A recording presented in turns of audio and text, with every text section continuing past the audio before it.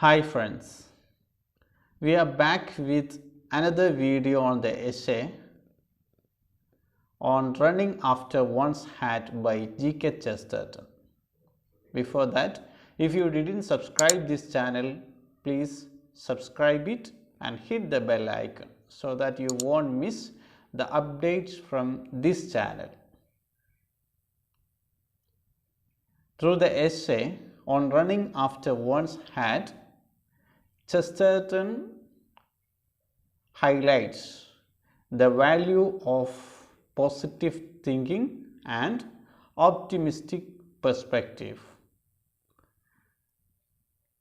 So, let us go to the chapter and the author.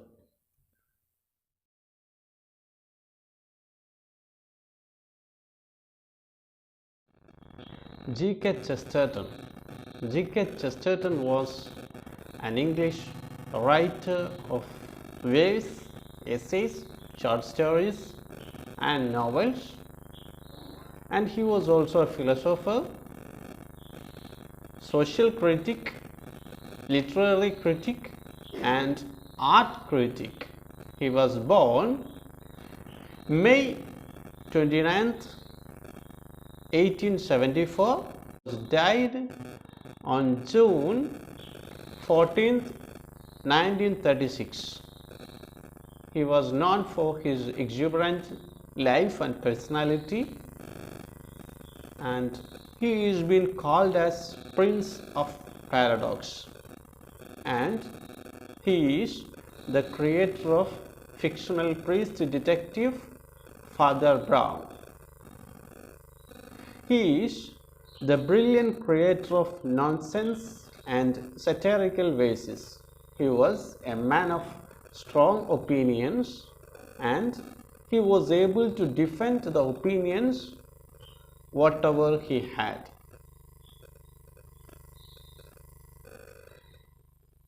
He explored the evils of racism, euthanasia and abortion. Chesterton died of congestive heart failure in 1936, and it has been said of him that he had said something of everything, and he had wrote on every topic and had tried his hand in every genre, from journalism to plays and poetry to crime novels. Let us come to the essay on running after one's hat. The essay on running after one's hat discusses the themes of escape, embarrassment and acceptance. Escape from what? Escape from inconveniences, and how to make an inconvenience an enjoyable one. And the essay centers on value of positive attitude and value of being optimistic. We may come across varieties and number of inconveniences in our daily life. To find a solution for all these inconveniences and what these obstacles or negative issues is what to develop a positive attitude or to develop an optimistic perspective in life. Then let us come to the text. I feel an almost savage envy on hearing that London has been flooded in my absence while I am in the mere country. Here, the essayist is speaking of how he is taking the flood in London. While he was in the mere country, London was flooded. On hearing this, that London has been flooded while he is in the country, he will feel an almost savage envy on hearing this, because he is not able to witness the flood. My own Battersea has been, he says that his own Battersea has been what? A meeting of waters. It is been particularly favored as a meeting of waters, a center of waters from different areas. Battersea was already, as I need hardly say, the most beautiful of human localities. Battersea was already most beautiful of human localities. It was most beautiful of human localities and human places. Now that it has the additional splendor of great sheets of water.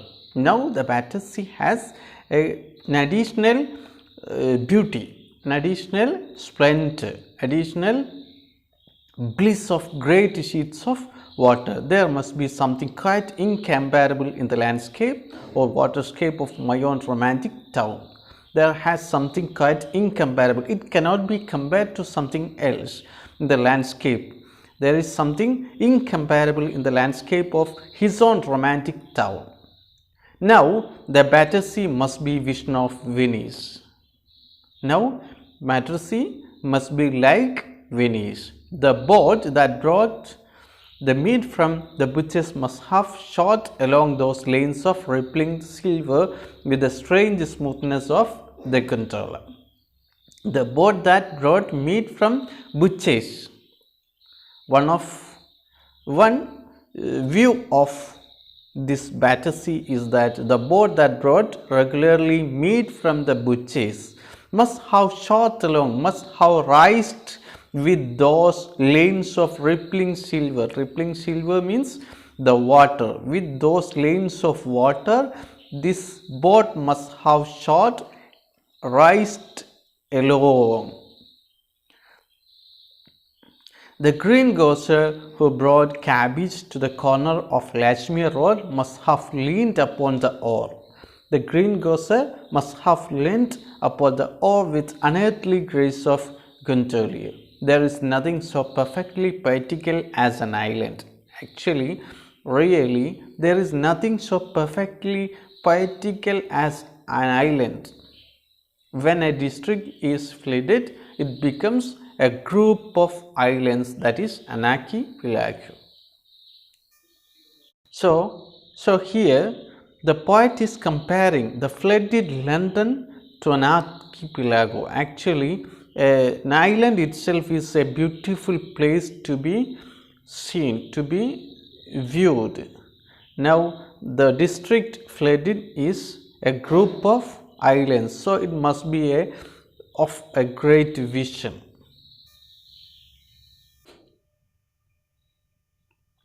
Some consider such romantic views of flood or fire slightly lacking in reality.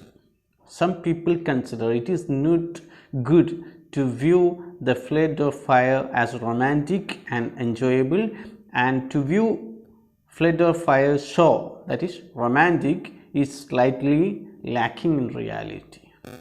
But really this romantic view of such inconvenience is quite as practical as the other. Chesterton says that this view is quite as practical as the other. What is the view? Romantic view of flood or fire or such inconveniences. That is quite as practical as the other. And he further says that the true optimist who sees in such things an opportunity for enjoyment is quite as logical and much more sensible than the ordinary indignant ratepayer who sees in them an opportunity for grumbling. A true optimist, who is the true optimist? Who sees in such inconveniences an opportunity for enjoyment. He sees in them an opportunity for enjoyment. He is the true optimist. The true optimist is quite as logical as much more sensible. He is logical and sensible than whom? Than the ordinary indignant ratepayer. Indignant means angry tax-paying man who sees in such inconveniences an opportunity for grumbling, who is taking this an opportunity for negative feeling or negative attitude. Real pain, he says, as in the case of being burnt at Smithfield or having a toothache, is a positive thing.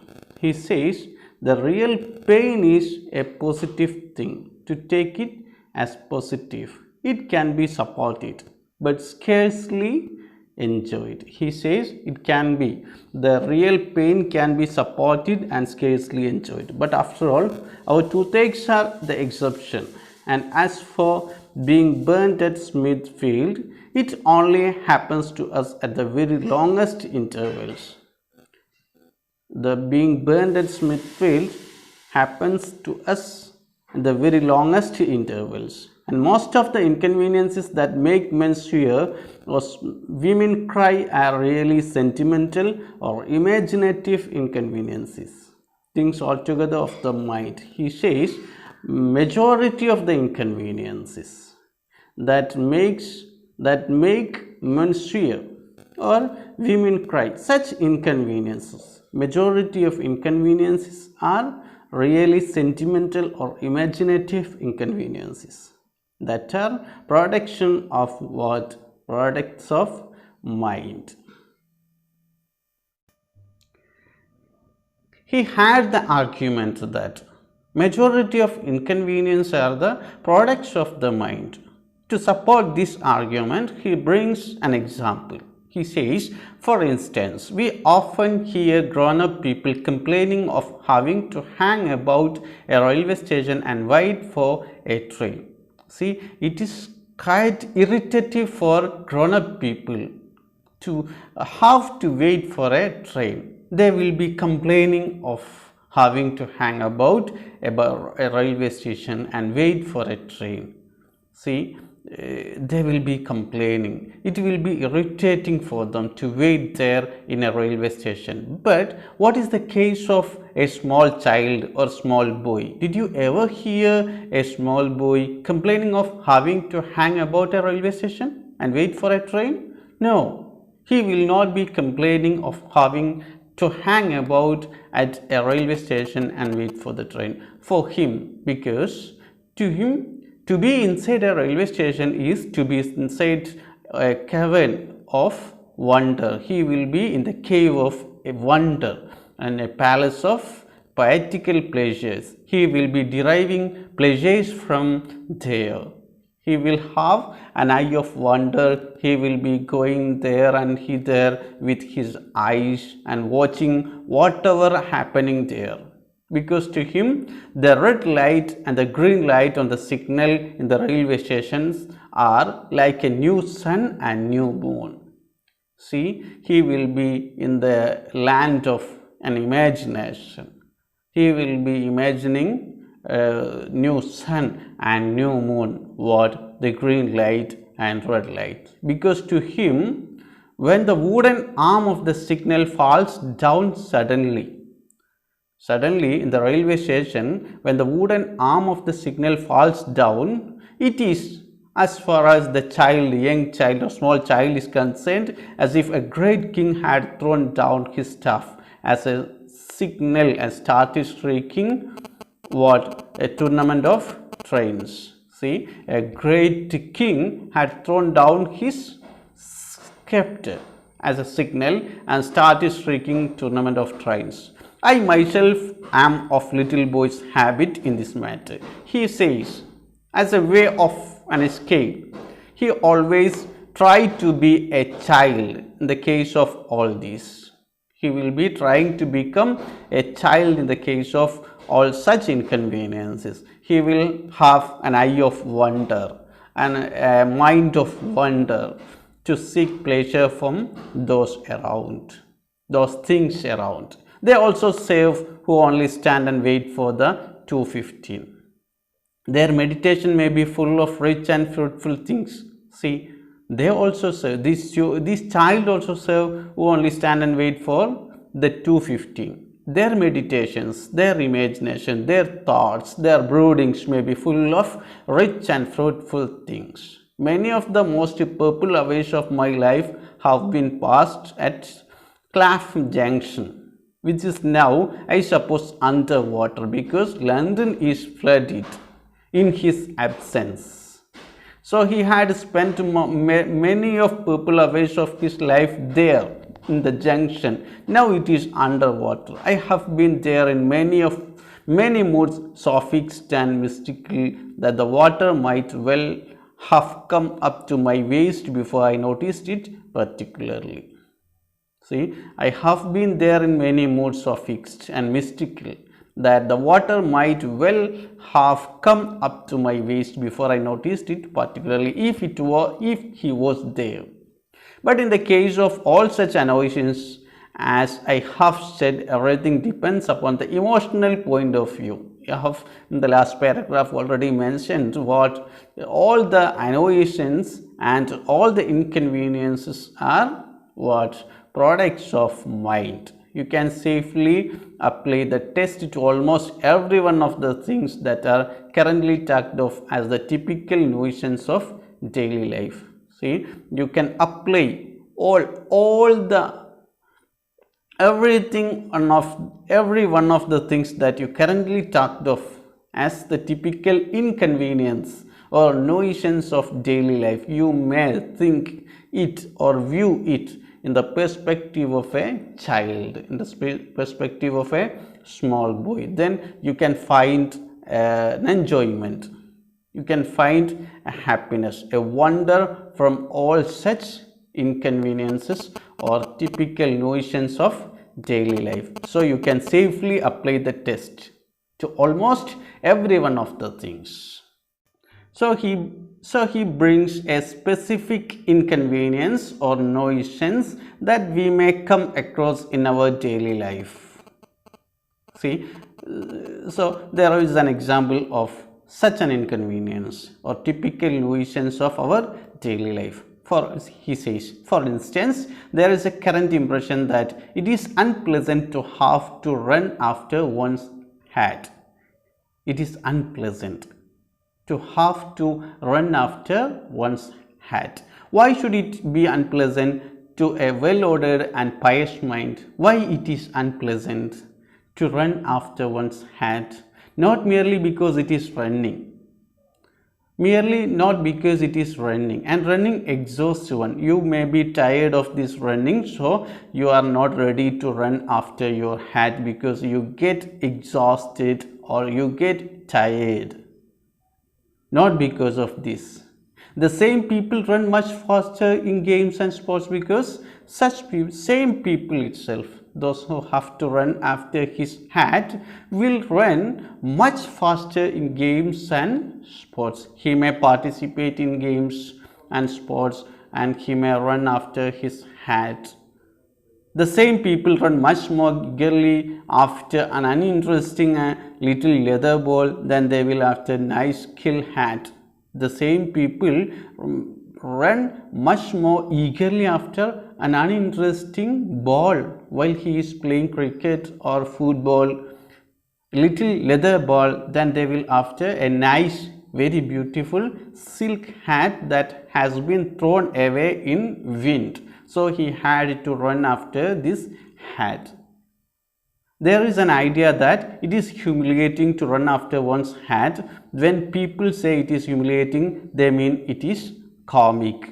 Why it is comic? It is certainly is comic when he had to run after one's hat because there are several onlookers, because it may be in the center of the city. So you may be laughed at by the onlookers or spectators. It is certainly is comic, but man is very comic creature and most of the things he does are comic. Man is comic creature.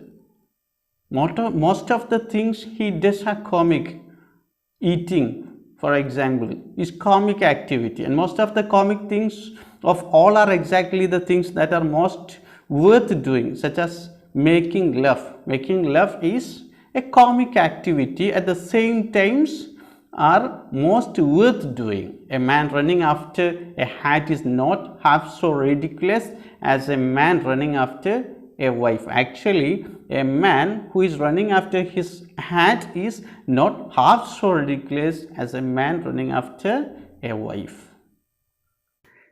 So, to have to run after one's man is a comic activity and ridiculous. How he can tackle it, handle it, and how he can overcome it just by a change of perspective, just by a change of view.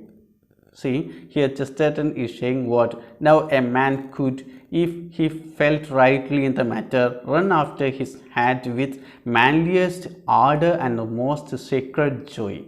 If he felt rightly in the matter, run after his hat with the manliest ardour and most sacred joy. He might regard himself, how he can overcome this ridiculous activity.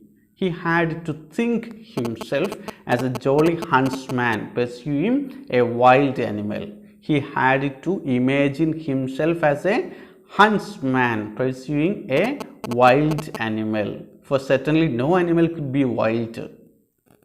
In fact, I am inclined to believe that hat hunting on windy days will be the sport of the upper classes in the future.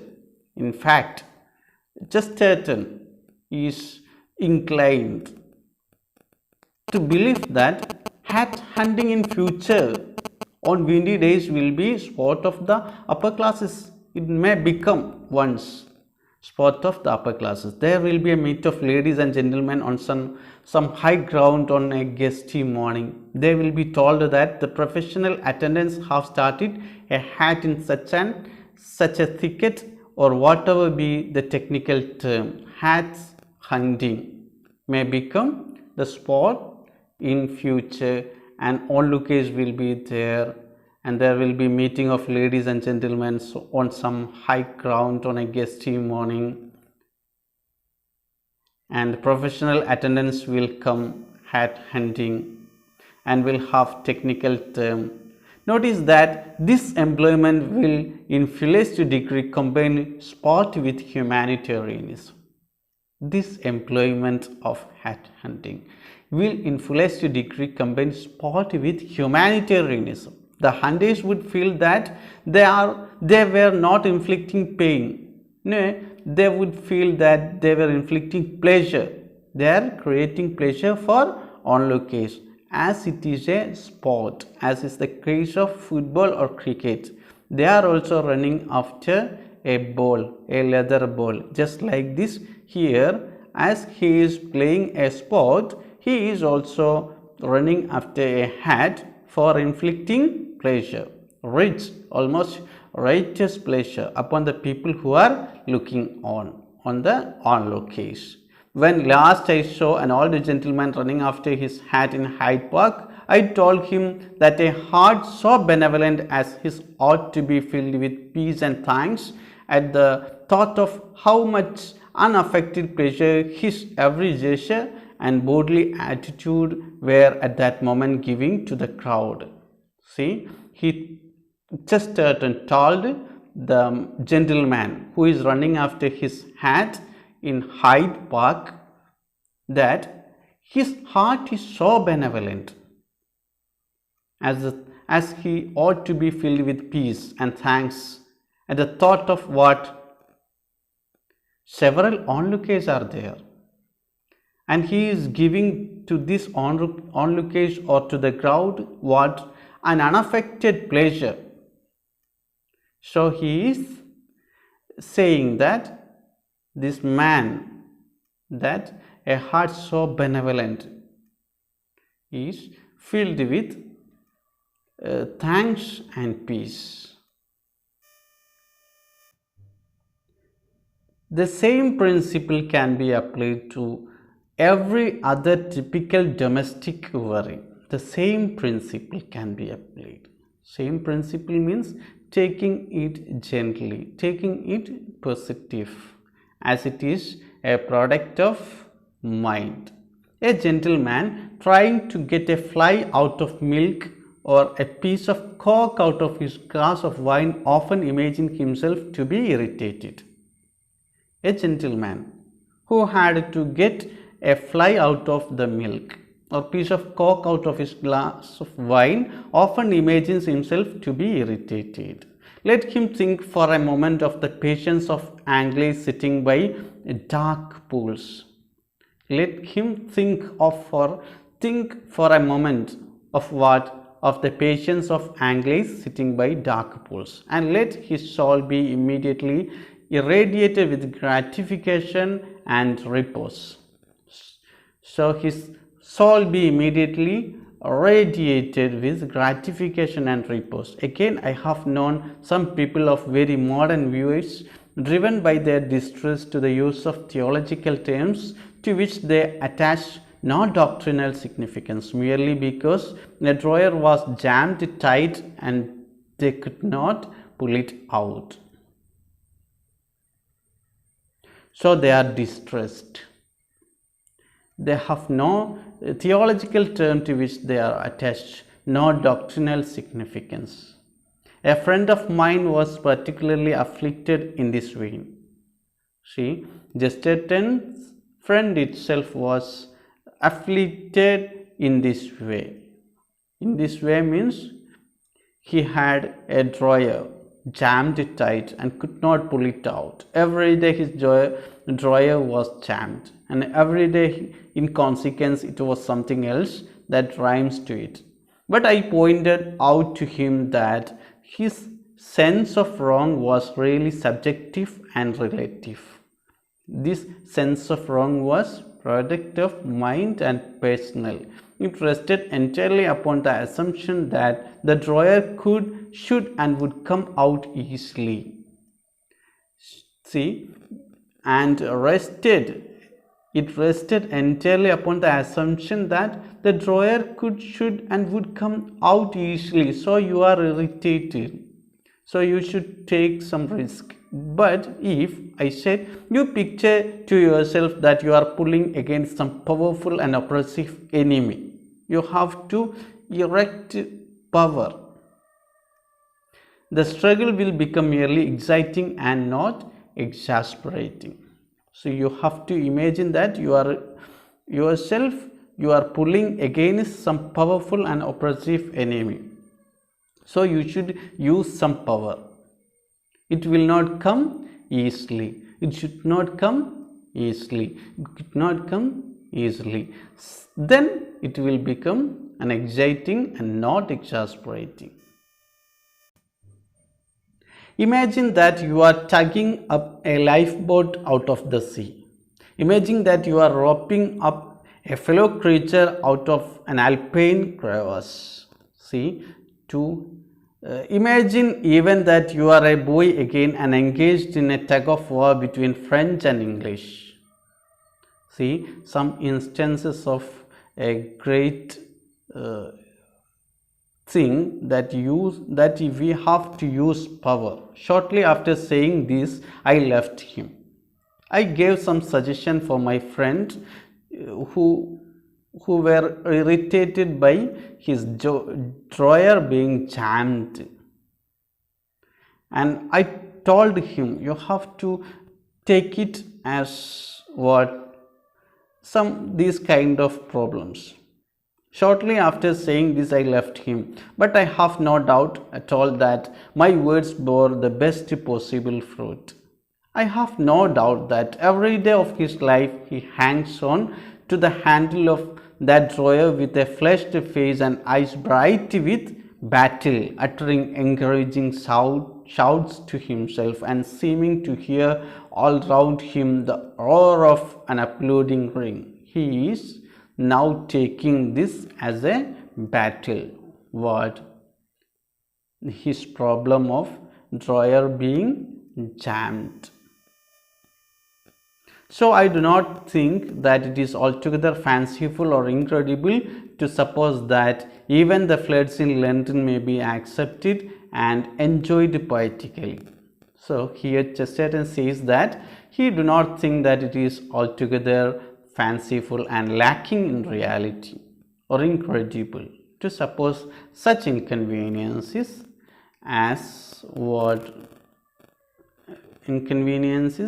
may be accepted and enjoyed poetically. Nothing beyond inconveniences seems really to have been caused by them. An inconvenience, as I have said, is only one aspect, and that most unimaginative and accidental aspect of really romantic situation. Actually, it is an an adventure is only an inconvenience rightly considered, and an inconvenience is only an adventure wrongly considered. That girdled the house and shops of London must, if anything, have only increased their previous richery and wonder.